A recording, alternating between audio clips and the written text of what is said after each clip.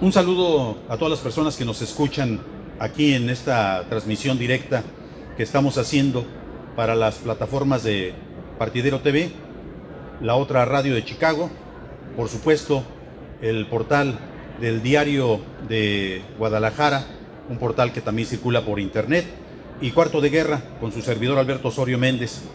Fíjese que el día de hoy estamos transmitiendo para las personas que nos van a ver en la presentación de nuestro programa diferido para Chicago. Estamos transmitiendo desde el interior de la Feria Internacional del Libro que se lleva a cabo en la Expo Guadalajara, cuando esta feria está cumpliendo 37 años de existencia.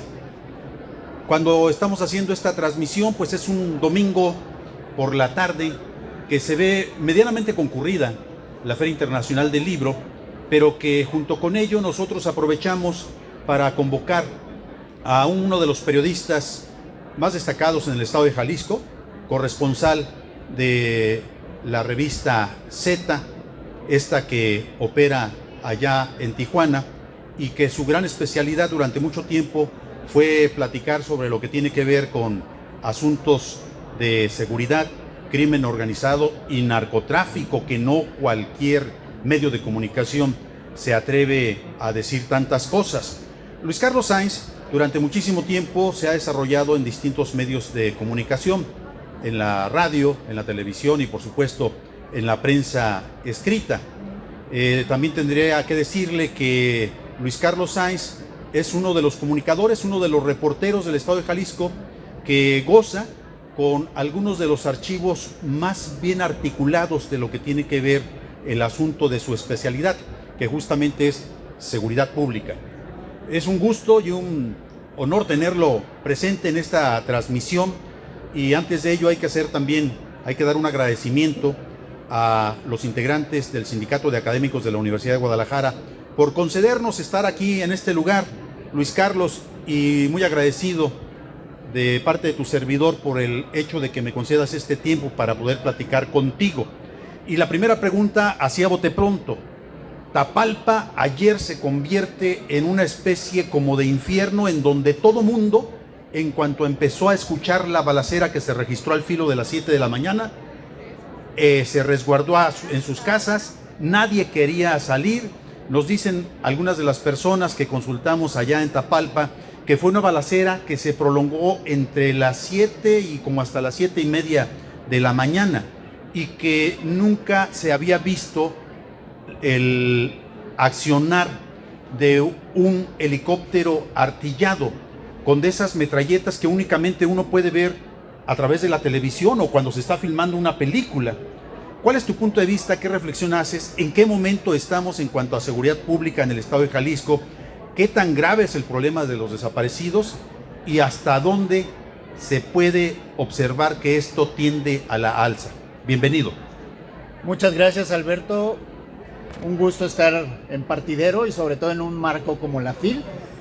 Aquí tenemos espacios en el stand para quien guste pasar a sentarse. Y bueno, Tapalpa se une a una serie de municipios que ya han sido agraviados por este incremento de la violencia en Jalisco.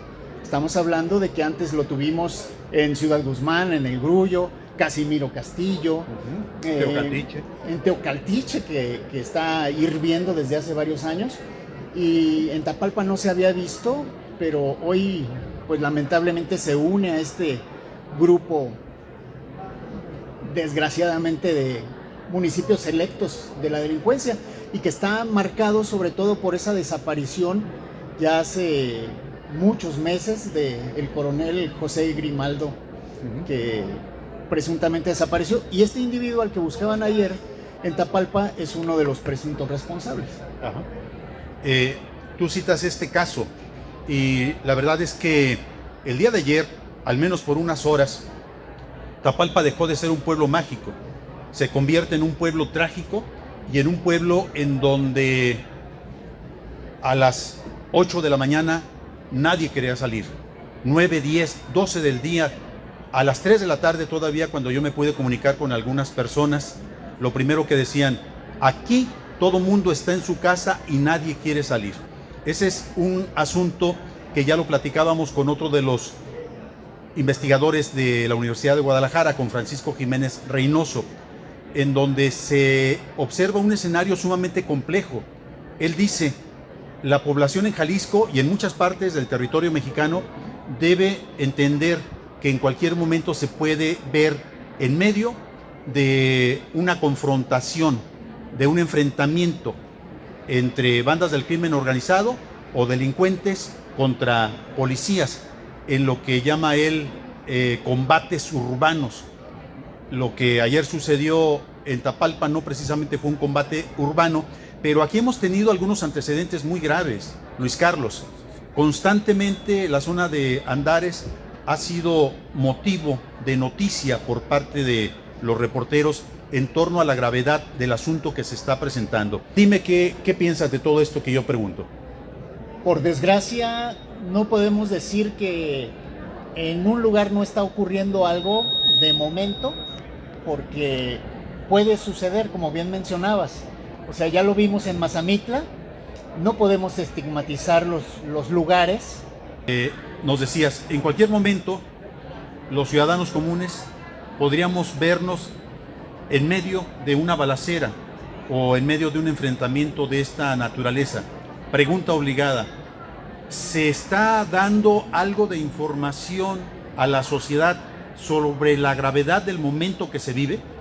No existe, digamos, lo que se le puede llamar un atlas de riesgo para informar a la ciudadanía acerca de los lugares riesgosos, porque eso obviamente el gobierno no lo va a hacer, porque estaría reconociendo algo que ellos no reconocen, y que cuando nos dan a conocer sobre todo la información a través de estadísticas, pues van disminuyendo la posibilidad siquiera de pensar que hay violencia, ¿no?, por parte de los grupos de la delincuencia estructurada y por parte también de lo que es la delincuencia chatarra, que le llamamos, o los delitos de los que somos directamente afectados los ciudadanos.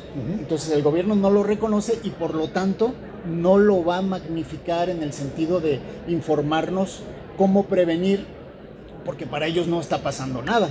Entonces podemos ir un fin de semana a un lugar que en apariencia es tranquilo, al tianguis de Tonalá, y un día puede haber una balacera inesperada, ¿no? Como está ocurriendo en distintos puntos, que aparecen esos brotes de violencia inesperados, porque ya sea que se están buscando entre los grupos o se enfrentan contra las autoridades, o las autoridades los encuentran, como fue el caso de Tapalpa, y que de pronto, sin ningún aviso a la población, puedan dejarlos en riesgo en medio del fuego.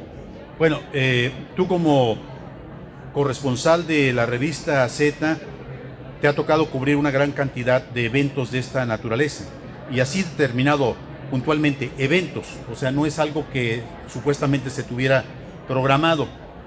Cuando vemos nosotros la imagen circulando por internet de un helicóptero artillado lanzando una ráfaga o un hilo de balas hacia un objetivo muy claro, que en este caso era una camioneta roja, por lo que nosotros vimos, lo primero que se nos ocurre pensar es que es muy difícil que una sola de esas balas, de esa lluvia de balas, no vaya a impactar en el cuerpo de algunas de las personas a las que se está disparando.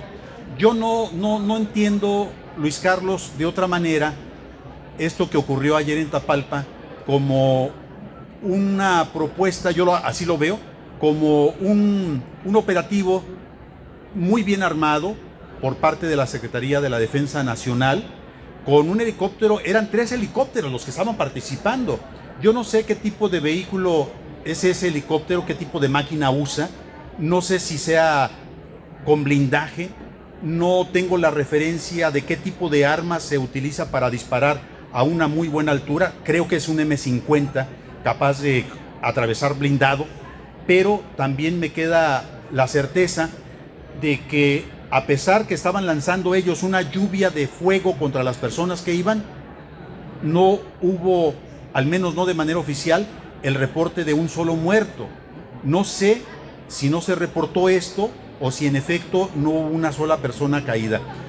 Yo quiero conocer tu punto de vista al respecto de todo esto, y si tienes elementos técnicos del tipo de helicóptero y del tipo de arma que se usa en este tipo de operativos, sí me gustaría escucharlo. Sí, bueno, no vamos a escuchar de pronto información tampoco de la Secretaría de la Defensa Nacional, porque si recordamos el evento del 1 de mayo de 2015, tampoco hubo una información, hubo opacidad y se disparó sobre la población. Han de recordar que trascendió después que hubo muchas personas muertas de la comunidad porque vinieron a reclamar los cuerpos al servicio médico forense, pero no hubo ningún comunicado por parte de las Fuerzas Armadas o de las autoridades estatales en el sentido de que hubo más personas muertas, y nada más se dio a conocer de los 9 entre soldados y policías federales que desafortunadamente perdieron la vida al derribar aquel helicóptero Cougar de la Fuerza Aérea Mexicana, que por lo general estos helicópteros artillados utilizan Barrett, el calibre 50, que atraviesa blindajes y bueno, pues ya vimos hasta incluso pueden atravesar adoquines o pueden tumbar ladrillos de hormigón para pasar al interior las balas y bueno, hubo muchos videos caseros o varios videos en los que se advertía la presencia de niños, de mujeres y no nada más de a quienes estaban buscando. Ayer en Tapalpa, cuando se observa cómo empiezan a impactar las balas en el suelo que levantan el polvo cuando entran, lo primero que a mí me dio por pensar es que seguramente con poquitito que hubieran movido esa metralleta, perforan la lámina de lo que es la cabina de esa pickup roja y hubieran matado a todos sus integrantes seguramente ahí. Sí, es que eso es obvio, ya lo vimos también, hay otras imágenes que son ubicables en redes sociales, que es lo que ocurrió en Nayarit, han de recordar, pero en ese caso fue la Secretaría de Marina, cuando buscaban al H9, creo que era el H9, uno de los narcotraficantes del clan de los Beltrán Leiva, y que también hubo disparos y hubo varias personas muertas y hubo opacidad en la información. ¿Por qué Tapalpa? ¿Por qué este asunto? Y yo cuando veo estas imágenes de inmediato pienso lo que ocurrió, Luis Carlos, cuando se da la detención de uno de los chapitos. Bueno, ¿por qué Tapalpa? Porque en ese lugar es donde desapareció el coronel José Isidro Grimaldo, que no ha sido localizado, que ya había sido detenido un hermano de este capo que estaban buscando y que fue detenido en este operativo, el CR, ya habían detenido un hermano que está actualmente preso y pues estaban buscando a este individuo que es jefe regional y que tenía su cabecera en ese lugar y bueno, tan no lo habían buscado bien que ahí estaba a año y feria de que ocurrió la desaparición del militar y ese es el motivo principal, ¿no? Los pueblos mágicos a nivel nacional están en manos del crimen organizado. Si te fijas... ¿Les gustan los pueblos mágicos? Les gustan los pueblos mágicos. Hay delincuencia convencional y hay delincuencia organizada. Y lo vimos, obviamente, en los pueblos mágicos de Sinaloa como Cozalá, no yendo muy lejos, aquí delincuencia convencional en San Miguel de Allende, y en los de Jalisco, en Mazamitla, en pues todo lo que se encuentra en esas zonas, como San Sebastián del Oeste también. Bueno, yo pretendo que hagamos el análisis dentro de lo que son los pueblos mágicos alejados del gran centro metropolitano, pero aquí mismo, en la zona metropolitana, seguro que tú has de tener muy presente lo ocurrido en San Pedro Tlaquepaque, a menos de 450 metros de la presidencia municipal, del despacho que en ese momento ocupaba la alcaldesa María Elena Limón, dejaron sin vida el cuerpo de una persona que se identificaba como el Cholo. ¿Te acuerdas? Sí, claro. No solo lo dejaron ahí, sino que lo llevaron en una camioneta, entró a la zona peatonal, se subió a la plaza prácticamente. Tuvieron el tiempo de dejar el cuerpo empaquetado, sentado en una de las bancas, y eso a plena luz del día. O sea, no ocurrió en la noche, en la madrugada, sino que en el día fueron y lo llevaron, y ahí a la vueltita de la presidencia. ¿Quién era el Cholo? El Cholo era un presunto narcotraficante que había participado ya desde hace 2 décadas en distintas células criminales y se había identificado con el cártel que predomina aquí en el estado de Jalisco. Sin embargo, dicen que era tanto su ego y tanto sus conectes que decidió escindirse de ese grupo y entonces formó un grupo que se llamaba o se llama todavía Nueva Plaza. Y que al advertir también un grupo rival como es el cártel de Sinaloa que estaba enfrentado con el grupo predominante en Jalisco, entonces decidieron apoyarlo, pero obviamente no tenía la fuerza más allá de zona metropolitana de Guadalajara. Argumentan que su principal error fue haber desafiado al líder del cártel de Jalisco, a Nemesio Ceguera. ¿Es correcto? Es lo que se dice, ¿no? O sea, los periodistas generalmente en estos temas, a menos que seamos periodistas de los pueblos, de los lugares regionales, remotos y que ahí vivamos, tenemos ahora sí que todos los elementos, porque como dicen, en pueblo chico todos se conocen, ¿no? En pueblo chico, chisme grande. Sí. Y nosotros nos basamos mucho en las investigaciones que podemos hacer a través de sus compañeros regionales, a través de informantes, a través de los expedientes y lo que nos informa de manera inducida la Fiscalía General de la República o alguna otra institución, porque curiosamente ya de delincuencia organizada, quien menos informa es la Fiscalía General de la República.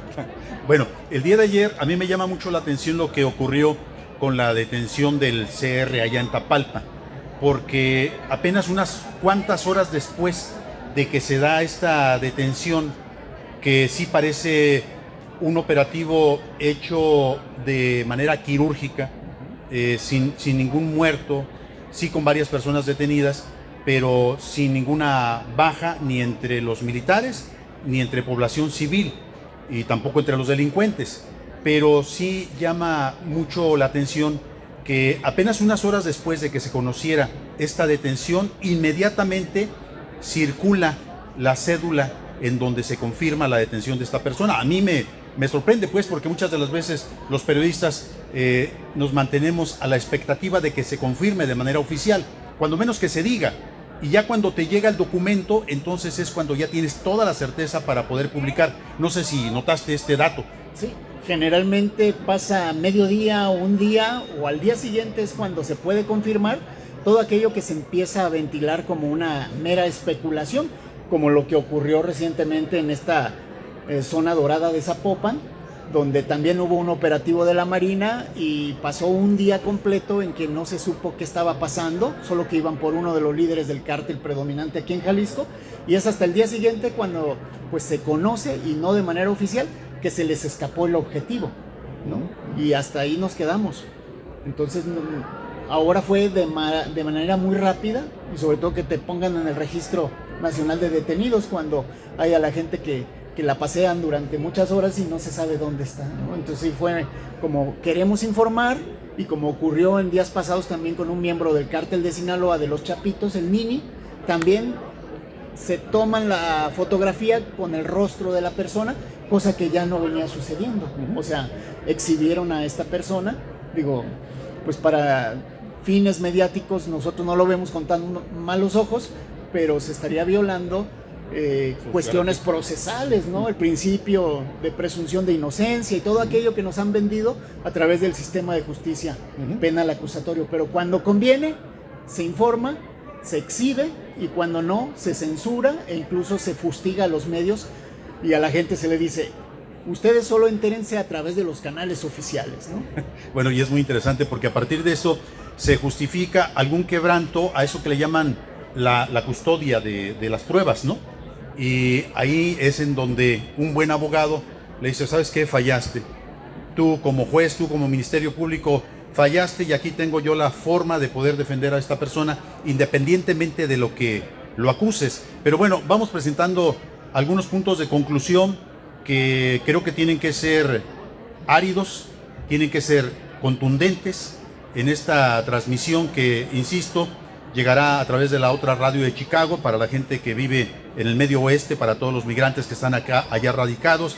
Está también la plataforma de partidero.com, a quien le agradecemos y les mandamos un saludo, y por supuesto la otra, lo que significa el trabajo del Diario de Guadalajara y el portal que me toca encabezar, el portal de Cuarto de Guerra con Alberto Osorio. Mira, lo que se observa aquí en la FIL, por ejemplo, es que pasa una gran cantidad de personas felices, tranquilas, gozando de la FIL, que para muchos de nosotros, cuando arranca la FIL, es casi ya como estar acariciando la Navidad, porque al menos en la Universidad de Guadalajara, después de la FIL vienen 2 semanitas de relax y vámonos de vacaciones, ¿no? Y entonces, un domingo como este es un domingo en familia. Hay que ver qué novedades editoriales traes. Si traes lana, te compras uno. Si no, solamente vienes a visitar a los amigos. Pero aquí pareciera que todo lo que nosotros estamos discutiendo está totalmente fuera de lugar. Que estamos hablando de un infierno que parece que no se ve.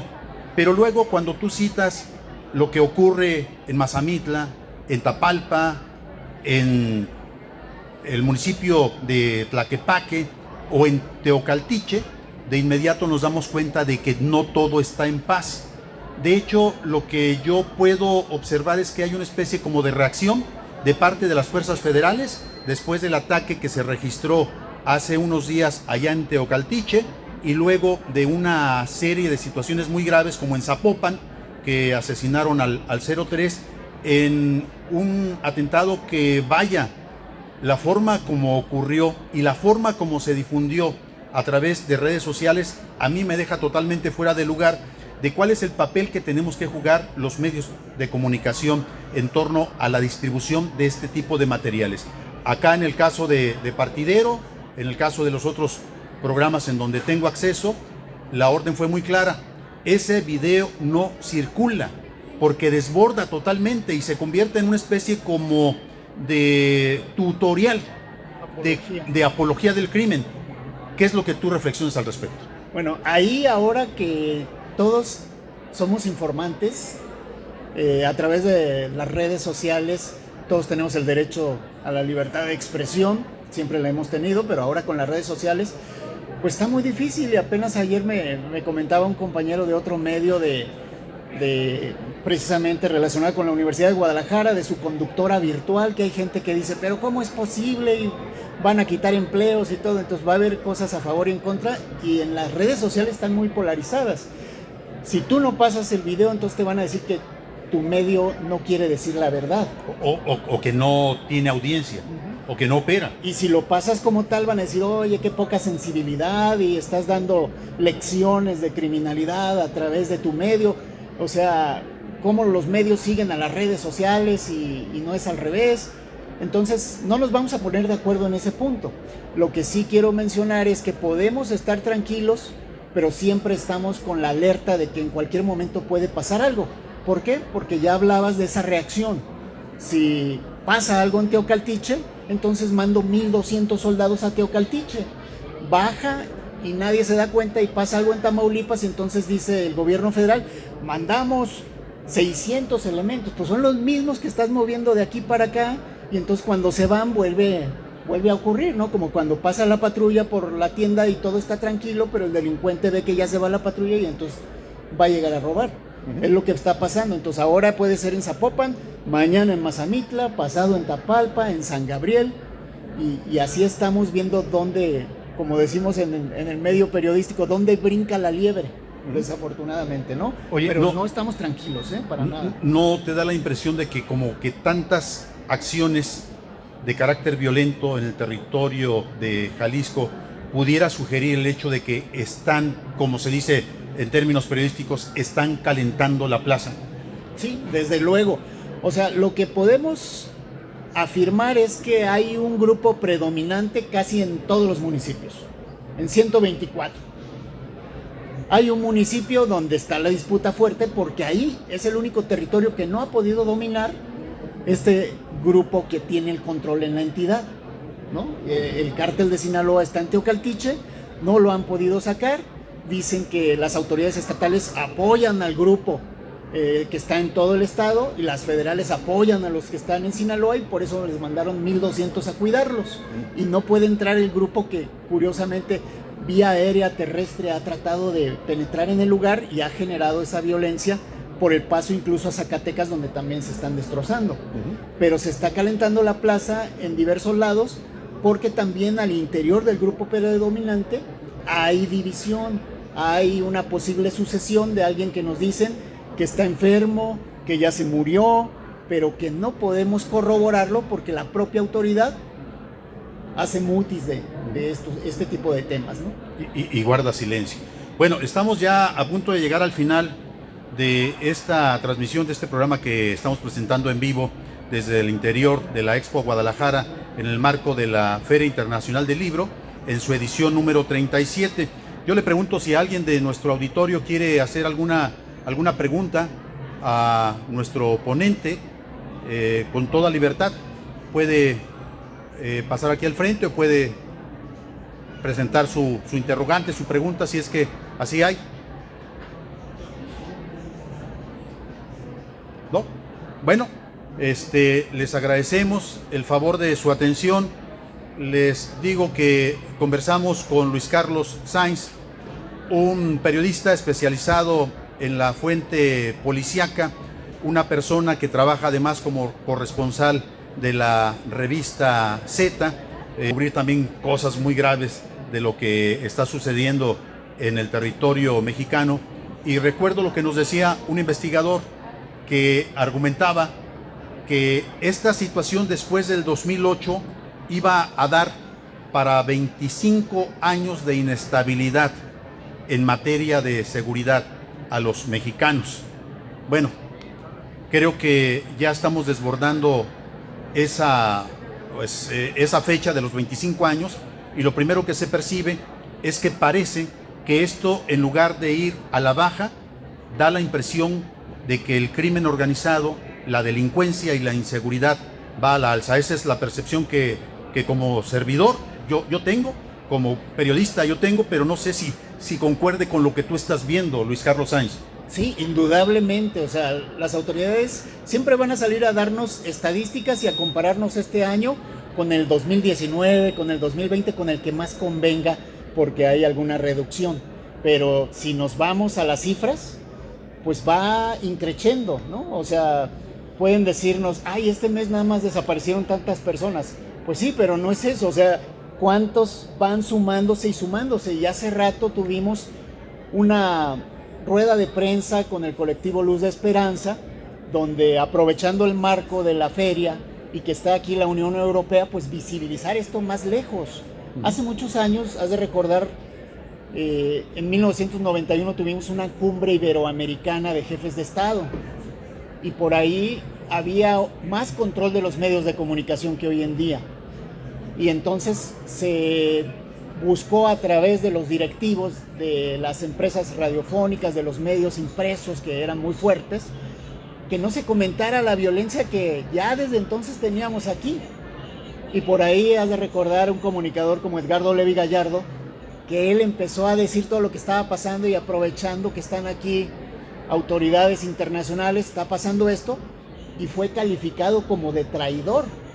O sea, porque queremos que se sepa. Ahora con las redes sociales es imposible que no se enteren qué está pasando.